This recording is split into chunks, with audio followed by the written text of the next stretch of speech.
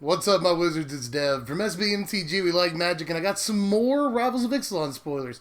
I've already done a 20-card video today, but Wizards released 6 more cards, and these are actually really good, you know? I haven't been a huge fan of a lot of stuff so far in the 2 days of spoiler season. There's been stuff that I liked, but I've also been cynical about a fair amount of cards. But you won't have to worry about that with this spoiler vid. I actually like the vast majority of these cards, so let's go ahead and get to it. The first thing we're going to look at is World Shaper. This is 4 mana, 3 and a green for a 3/3 Merfolk Shaman.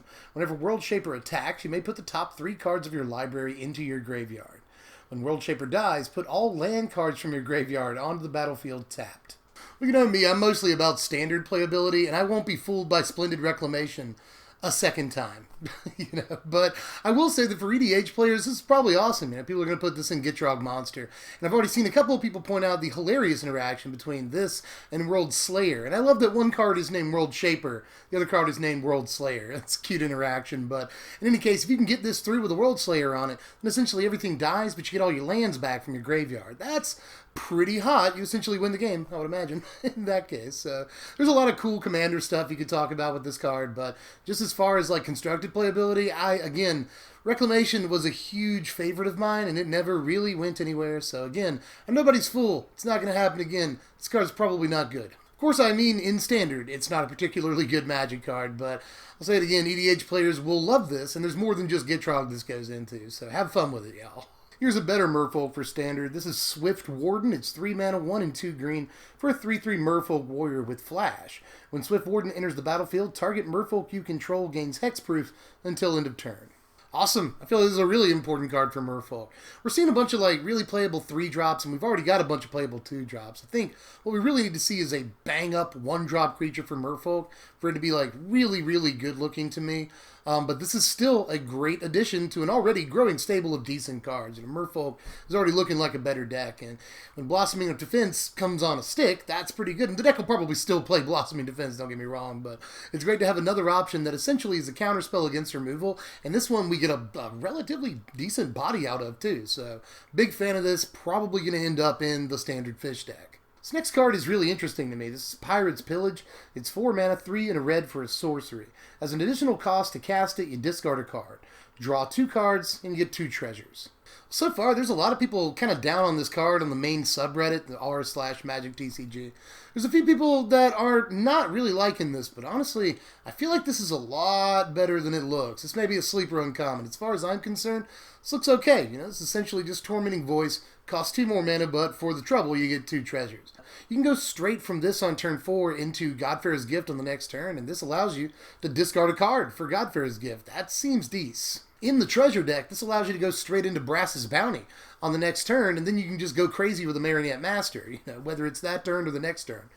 So I think there's actually a lot of cool applications for a card like this, It's essentially an explosive vegetation that, instead of you get to use those lands over and over, you get a one-time ramp. It makes up for that by giving you some card selection, digging deeper into a deck. Combo decks might like a piece like this, it ramps them, fixes their mana, puts permanents on the battlefield for ascend decks and stuff. There's a lot of cool little implications and niches this card could fit into, so I'm not going to write the card off. A lot of people aren't liking it so far, but I think the card has a bunch of cool applications. I like it. Here's Dead Man's Chest right here. This is Mark Rosewater's Twitter preview. It's 2 mana, 1 and a black for an enchantment. It's an aura, and it can only enchant a creature your opponent controls. When enchanted creature dies, exile cards equal to its power from the top of its owner's library. You may cast non-land cards from among them for as long as they remain exiled, and you may spend mana as though it were any mana or mana of any type to cast those spells, essentially Gonti's ability. Although I will say I think Gonti is the better card than this. You immediately get that effect. It's super reliable. You get it every time. It's on a stick that can threaten to block and kill a guy. I think Gonti's just a much better card, all things considered, than this. But I'm not as down on this as a lot of people are. Now, hear me out, because from a Spike's perspective, this card is garbage. From the perspective of how you're supposed to evaluate cards, it's bad. First of all, it's an aura. You know, you'll see people on spikes all the time tell you, like, friendly reminder that auras aren't playable. Sometimes they are. But with this card, I think that partly applies. And not only is it an aura, it only goes on something your opponents control. It requires your opponent to be playing creatures, so it'll almost never go into the main deck just in case you come up against control or really creature-like decks that don't have a lot of good targets. For something like this, it also requires that you have another card to kill their creature, which isn't too much to ask, but in the current standard, a lot of the best removal that people play actually exiles the creature, which makes this not work. Creature has to die, so Vraska's Contempt, Cast Out, Ixalan's Binding, a bunch of other stuff won't work. It has to be red removal or Fatal Push. And yeah, Fatal Push goes great with this, but I'm not sure if that makes it work. 2-card combos are really easily disrupted, and you know, you have to make room for this in the deck. Is it worth the slot to have? Sometimes this won't even hit. You know, you just get lands and you can't even do anything with those. So I think there's so much variance to the card, and the card already has so many ticks against it in the "this is a bad card" box. So there's definitely a lot of bad stuff. Don't get me wrong, Spikes, I'm with you. It's just uber competitive players, I know. Card looks bad, but hear me out. What if in Standard this is specifically an answer, in a way, to Long Tusk Cub? And what if in Modern it's kind of an answer to Grixis Death Shadow decks, or just any Death Shadow? Now hear me out. Hear me out. I know this probably isn't the right path still, because, you know, it's still going to require 2 cards to kill one creature, and you might get a bunch of cards off of it, but you might not, and you might whiff, you know, super, again, really high variance.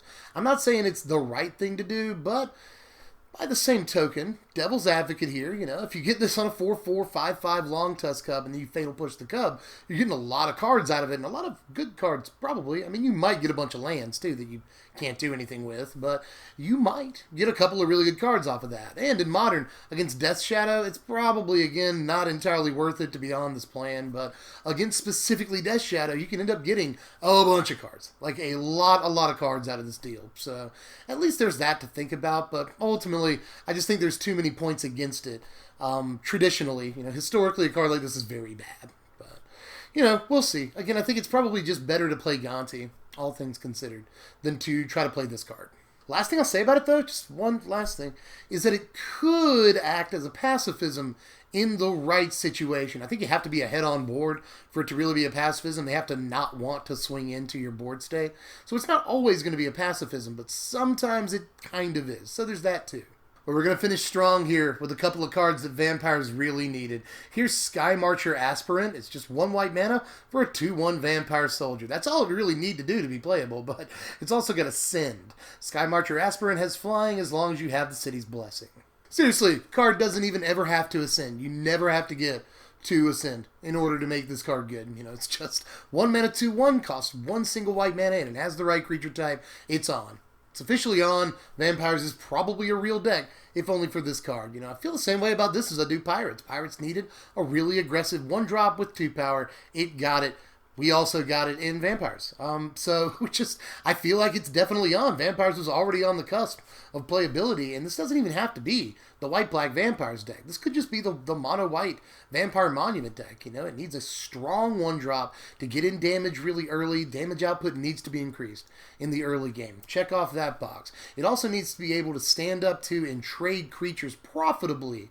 You know, trade a 1-mana creature for a 2-mana creature against a deck like Ramonap Red. Check that box off. It can do that now, too. So, really big fan. This is exactly what we needed. And the Ascend is nothing but gravy. When you do get it, it's pretty awesome. You know, very late in the game, it could make this 1-drop really relevant all over again when suddenly it can fly over in a board stall. So there's a lot of really good things about this card. It's exactly what Vampires needed, and can't wait to brew up the deck now. It's a real deck. Now, even though it is already a real deck, I will stick to that, it actually got another piece that it probably wants to play. This is Bishop of Binding right here. It's 4 mana, 3 and a white for a 1/1 Vampire Cleric. When Bishop of Binding enters the battlefield, exile target creature an opponent controls until Bishop of Binding leaves the battlefield. Whenever Bishop of Binding attacks, target vampire gets +X/+X until end of turn, where X is the power of the exiled card. Now, this is another card for Vampires where I think that the whole second part of the text, like doesn't even have to really exist, you know? Like, this is very rarely, I imagine, going to attack unless you're on a naked board or you're just like, you have security of some kind, you know it's not going to die. So it's very rarely going to attack because you're going to want to protect it. You know, you don't want it to die and bring back whenever you exile. So I don't care too much about the second bit of its text, although it will be relevant sometimes. And when it's relevant, it's really good. Helps you close out a game before they find removal for Bishop. But overall, that first line of text, the Fiend Hunter part of its text, whatever, Fairgrounds Warden, Banisher Priest, you know, whatever you associate this card with. That part of its text is really, really important. It allows a deck like Vampires to play Cast Out or Ixalan's Binding without subsequently sacrificing on creatures. And that's really important. We're going to have a clean answer to Hazaret, clean answer to the Scare of God, you know. That's super important, you know. We essentially have a hostage taker type card now, and that's going to be really, really good in Vampires.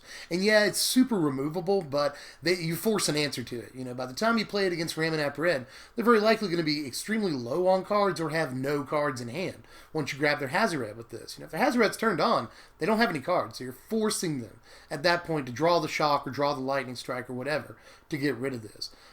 With decks that play the Scarab God, it's a little bit different, but you're still, you know, you're forcing them to draw their Harness Lightning or whatever, their Fatal Push, in order to get rid of this thing. They have to draw it, or in the 2 or 3 turns that it's on the battlefield, you're just going to sweep through with a bunch of dudes, you know. And against decks like, you know, like a deck like Blue-Black that plays the Scarab God, it's entirely possible that you just exile their only creature and this is free and clear to attack. So, just I like an awful lot about this card, if you can't tell. I think that the 1-drop is just what Vampires needed, but this is extra icing on top of what's turning out to be a pretty delicious looking cake, you know.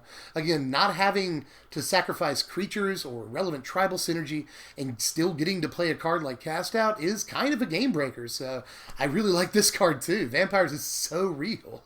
That's all of the spoilers for today, and I'm pretty sure that's going to shut it down for the night. But, you know, I open my big, dumb, fat mouth. I'm sure that while I'm editing, they're going to release another card. If they do, I'll try to hop back on for you, throw it into the video. But for now, I'm pretty sure that the workshop's closed for the night. But I'm going to be back at you tomorrow with more Rival spoilers. It is preview season, so guaranteed to be more spoilers tomorrow. Make sure you keep checking in with the channel. Sub if you're new and hit the notification bell so you know when I put out more spoiler videos. You can also like the video if you enjoyed the video. Follow me on Twitter at SBMTGDev and share it all around. And you can throw me a dollar, just one bone a month on Patreon, a cheeseburger a month, and I'll let you know what decks and stuff we're doing the day before we do them. So do all that stuff, and also check out my Spansa TCG player down there in the description box. I'll throw you a link to them so you can get pre-orders on boxes of Rivals for like $92. Hell of a discount. And there's already a few cards. You can just go ahead and pre-order singles from Rivals too. So a lot of stuff going on over there. They help sponsor my content. Check them out. Just clicking the link